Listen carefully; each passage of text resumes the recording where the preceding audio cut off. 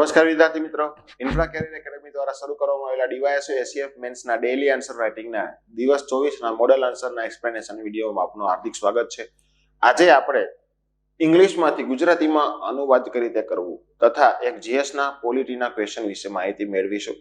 તો મિત્રો, અમારા વિડીયોને લાઈક કરી ચેનલને સબસ્ક્રાઇબ કરો અને બીજા વિદ્યાર્થીઓ સુધી શેર કરો.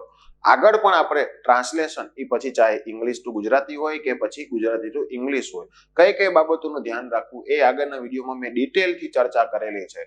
આ રોકડિયા માર્ક્સ વાળો ક્વેશ્ચન છે અને બહુ ઇમ્પોર્ટન્સ આપવાનું હોય છે, બધું મહત્વ મેં સમજાવેલું છે. તો આ વિડીયો પહેલી વાર જોતા હોય તો આગળના જે તે દિવસમાં જ્યારે આપણે ટ્રાન્સલેશન શીખ્યા હતા એનું આપણે એક્સપ્લેનેશન કરેલું છે. પ્લસ બધા વિડીયોમાં મેં આપણે ગુજરાતી ઇંગ્લિશના બધા ફોર્મેટની માહિતી આપેલી છે. તો બધા આગળના વિડીયો તમે જોઈ લેજો, એટલે કે તેથી તમારે ગુજરાતી, ઇંગ્લિશ કે GSમાં કઈ રીતે જવાબ લખો ને બધા તમારા પ્રશ્નોનું સમાધાન થઈ જશે.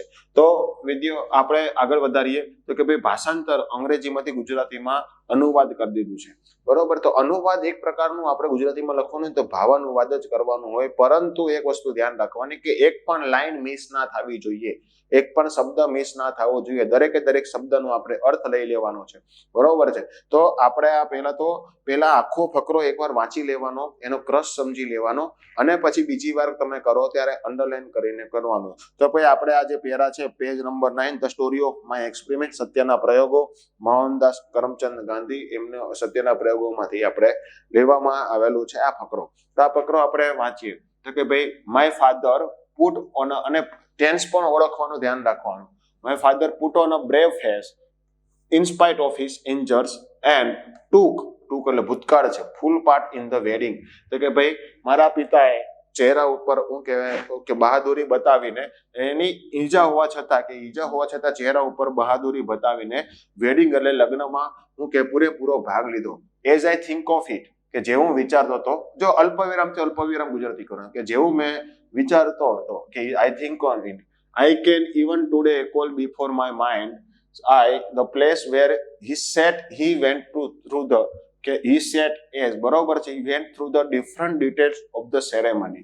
એટલે કે ભાઈ જેવું હું વિચારું, થિંક આવ્યું એટલે વર્તમાનમાં, કે જેવું હું વિચારું છું કે ભાઈ I can never today call before my mind I, એટલે કે ભાઈ મારા કે અંતઃચક્ષુથી અત્યારે મને એ પણ જગ્યા મને દેખાય છે કે જ્યાં તેઓ બેસીને જેઓ બેઠા હતા, સેટ એટલે કે બેઠા હતા અને બધી સેરેમની માટેની અલગ અલગ ડિટેલ્સ મેળવતા હતા, બરોબર છે. Little did I dream that one day I should severely criticize my father for having married me as a child. કે એક દિવસ મને નાનું એવું સપનું આવ્યું કે ભાઈ મેં મારા પિતાને હું કે કડક ટીકાઓ કરી મારા પિતા વિશે કે જેમણે મને બાળપણમાં મારા લગ્ન કરાવ્યા હતા. Everything on that day seemed to me right and proper and pleasing. પરંતુ તે દિવસે બધું મને શું કહેવાય આપણે રાઈટ વ્યવસ્થિત લાગતું હતું, પ્રોપર અને પ્લીઝિંગ આનંદદાયક મને લાગતું હતું. There was also my own eagerness to get married. તો કે જલ્દી હું કે લગ્ન કરવાની મારી પણ ઉતાવળ હતી, બરોબર છે. And everything that my father did struck me as beyond reproach. કે ભાઈ and as everything that my father did, કે ભાઈ મારા હું કહેવાય પાછળ મારા પપ્પાએ જે કર્યું, મારા પિતાએ જે કર્યું એ બિયોન્ડ એપ્રોચ છે, કે એના માટેનો જ એપ્રોચ હતો. અને કે ભાઈ recollection all this thing is fresh in my memory, આ બધી બાબતો મારા યાદોમાં તાજી થઈને ઉભરી આવે છે, બરોબર છે. તો કે ભાઈ I can picture to my self even today, મને એ પણ શું કહેવાય હજી ચિત્ર મારા મગજમાં ઊભું થાય છે કે ભાઈ how we set our own setting dice, કે ભાઈ આપણે લગ્નમાં આપણે બેઠક ઉપર અમે કઈ રીતે બેઠા હતા. How we perform the saptapadi, અમે સપ્તપદી કઈ રીતે અમે ભજવી હતી, બરોબર છે. How we the newly wedded husband and wife put the sweet kansar into each other's mouth, કે ભાઈ કેવી રીતે અમે નવા દંપતીઓએ એકબીજાના મોઢામાં મીઠો કંસાર ખવડાવ્યો હતો. હાઉ એન્ડ આવી રીતે અલ્પવિરામ તો અલ્પવિરામ how we began to live together, કેવી રીતે અમે બંને એકબીજા સાથે રહેવાની શરૂઆત કરી હતી. જો બિગેન ભૂતકાળ જ છે બધું.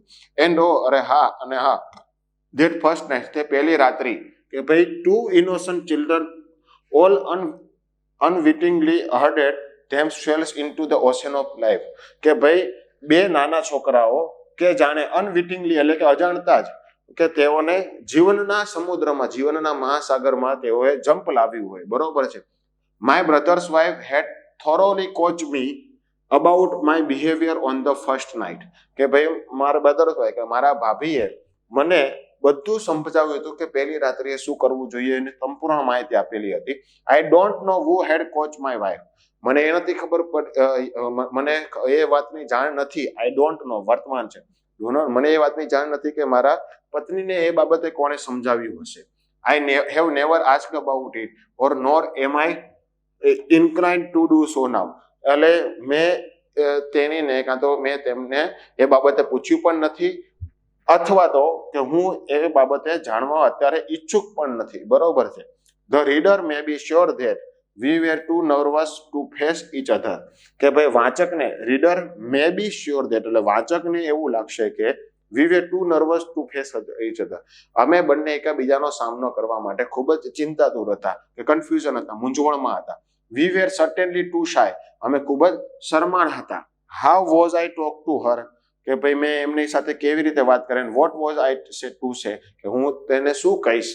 બરોબર. The coaching could not carry me far, કે ભાઈ મને આ જે કોચિંગ કરવામાં આવ્યું હતું, શિક્ષણ આપવામાં આવ્યું હતું, ટ્રેનિંગ, એ મને બહુ કાંઈ ફાયદાકારક ના લાગી. But no coaching is really necessary in such matter, પરંતુ હકીકતમાં આવી બાબતોમાં કોઈ પણ કોચિંગ હું કે ફાયદાકારક નીવડી શકે નહીં. The impression of the former birth are potent enough to make all coaching superfluous, કે ભાઈ સમયની સાથે સાથે ફોર્મર બ્રથ, કે સમયની સાથે સાથે બધી આપણનામાં શું કહેવાય સુપરફ્લુઅસ શક્તિ આવી જ જાય છે, કે ભાઈ જે બધા આપણને કોચિંગ પૂરું પાડે છે. બરોબર. વી gradually began to no each other, અમે ધીમે ધીમે એકબીજાને જાણતા થયા. And to speak freely together, અને એકબીજા સાથે મુક્તપણે વાતો કરતા થયા. વી વેર ધ સેમ એજ, અમે બંને સરખી ઉંમરના જ હતા. વી વેર છે. But I took no time in assuming the authority of husband, પરંતુ મને આઈ ટુક નો ટાઈમ, મને વાર ના લાગી. કઈ રીતે, કે ભાઈ પતિ તરીકેની સત્તા વાપરતા મને વાર લાગી નહીં. બરોબર છે. આ રીતે આપણે અહીંયા ગુજરાતીમાં લખી નાખવાનું પાના પૃષ્ઠ નંબર 9, સત્યના મારી સાથે પ્રયોગો અને મોહનચંદ કરમચંદ. બરોબર. આ રીતે તમારે ટ્રાન્સલેશન વર્ડ ટુ વર્ડ કરવાનું, અલ્પવિરામથી અલ્પવિરામ કરવાનું, અને એક પણ ભાવ મિસ નહીં કરવાનો, અને સાથે સાથે તમારે એકવાર વાંચીને એનો ભાવાનુવાદમાં તમારે કન્વર્ટ કરતું રહેવાનું હોય છે. તો આ રીતે આપણે ટ્રાન્સલેશન આપણે શીખ્યા. આ બધા ફકરો આપણે એ જ રીતે છે કે ભાઈ બે માસૂમ બાળકો અજાણતા જ, બરોબર, એકવાર તમે શું કહેવાય બધું જોઈ લેજો કે ભાઈ જો મારા પિતાએ ઈજા હોવા છતાં બહાદુર ચહેરા સાથે લગ્નમાં સંપૂર્ણ ભાગ લીધો. જેમ જેમ હું વિચારું છું તેમ આજે આ મારા નજરની સમક્ષ તે સ્થાનને યાદ કરી શકું છું. જેવો કાળ હોય એવો કાળ તમારે વ્યાખ્યા લખવાનો. જ્યાં તેઓ સમારંભની વિવિધ વિગતો વિશે જાણકારી મેળવી રહ્યા હતા, ત્યારે મેં એક નાનું સ્વપ્ન જોયું કે એક દિવસ હું મારા પિતાની આકરી ટીકા કરું કે જેને મારા લગ્ન બાળપણમાં કરાવ્યા, પરંતુ કે મારી પોતાની આતુરતા પણ હતી. બરોબર છે. એ લગ્નના દિવસે મને બધું યોગ્ય અને આનંદદાયક લાગ્યું, અને લગ્ન કરવાની મારી પોતાની આતુરતા પણ હતી. મારી સ્મૃતિમાં એ યાદો આજે પણ તાજી છે કે તે સમયે મારા પિતાએ જે કહ્યું હતું કે બધું જ મને શું કહેવાય, બધું જ મને નિંદા કરવા લાયક ન લાગ્યું. બરોબર છે. જે પિતાએ કહ્યું હતું એ આજે પણ હું આજ મારી જાતને જોઈ શકું છું કે કેવી રીતે અમે અમારા લગ્નના મંચ પર બેઠા હતા, કેવી રીતે અમે સપ્તપદી ભજવી હતી, કેવી રીતે અમે નવ પરણેલા પતિ પત્નીએ શું કહેવાય એકબીજાને મીઠો કંસાર ખવડાવ્યો હતો, અને કેવી રીતે અમે સાથે રહેવા લાગ્યા. તે પ્રથમ રાત્રિ, એટલે કે ઉદ્ગાર ચિહ્ન વાપર્યું, તે બે માસૂમ બાળકોએ અજાણતા જ જીવનના મહાસાગરમાં જંપ લાવ્યું હોય. મારા ભાઈની પત્નીએ મારી પ્રથમ રાત્રિના વર્તન અંગે મને સારી રીતે શીખવ્યું હતું. મને એ નથી ખબર કે મારી પત્નીને કોણે શીખવ્યું હતું. મેં તેણીને એ વિશે ક્યારે પૂછ્યું નથી કે પૂછવા માંગતો નથી. વાંચકને ખાતરી થઈ હશે કે એ સમયે અમે એકબીજાનો સામનો કરવામાં સંકોચ અનુભવતા હતા. અમે ચોક્કસપણે ખૂબ શરમાળ હતા. મને શીખવેલ વસ્તુ મારે તેની સાથે કેવી રીતે વાત કરવી અને શું કહેવું તે અંગે કામ ન આવી, પરંતુ આવી બાબતોમાં ખરેખર કોઈ કોચિંગની જરૂર હોતી નથી. આપણા પૂર્વજન્મની છાપ તમામ કોચિંગને અનાવશ્યક બનાવવા માટે પૂરતી અને શક્તિશાળી છે. બરોબર. અમે ધીમે ધીમે એકબીજાને ઓળખવા લાગ્યા અને મુક્તપણે વાત કરવા લાગ્યા. અમે એક જ ઉંમરના હતા, પરંતુ મેં પતિની સત્તા ધારણ કરવામાં સમય લીધો નહીં. તો આ રીતે તમે અનુવાદ આપણે કરી શકાય. બરોબર છે મિત્રો. તો હવે અમારો પ્રયાસ સારો લાગ્યો તો વિડીયોને લાઈક કરો, ચેનલને સબસ્ક્રાઇબ કરો. બરોબર. હવે આપણે વાત કરીએ એક જીએસ ના ક્વેશ્ચન વિશે. તો પોલિટીનો ક્વેશ્ચન છે. આપણું કોઈ પણ ફોર્મેટ હોય કે જીએસ હોય, આપણે પહેલા શું કરવાનું? વાંચો, વિચારો, ગોઠવો અને લખો. તો કે ભાઈ આપણે 73 માં 74 માં બંધારણીય સુધારાનું મહત્વ દર્શાવવાનું છે અને મુખ્ય જોગવાઈનું. તો મહત્વ, મુખ્ય જોગવાઈઓ, એની ચર્ચા કરવાનું. તો કે ભાઈ ચર્ચા કરવાની, જોગવાઈઓ તો બતાવવાની, પણ એના પડકારો પણ તમારે બતાવવાના છે. પડકારો બતાવો તો કે ભાઈ પછી સમાધાન પણ બતાવવું પડે. સમાધાન બતાવો ને પછી કન્ક્લુઝન કરવાનું. બરોબર છે. અને મહત્વ બતાવવાનું, આ બંને સુધારાનું ડિટેલ આપવાનું, સ્ટેટિક ડેટા. એટલે આ રીતે તમારો ક્વેશ્ચનનું જસ્ટિફિકેશન કરવું જોઈએ. તો ચાલો મિત્રો આપણે જીએસ ના ક્વેશ્ચનનો આપણે મોડલ આન્સરના મેન પોઈન્ટ જોઈ લઈએ.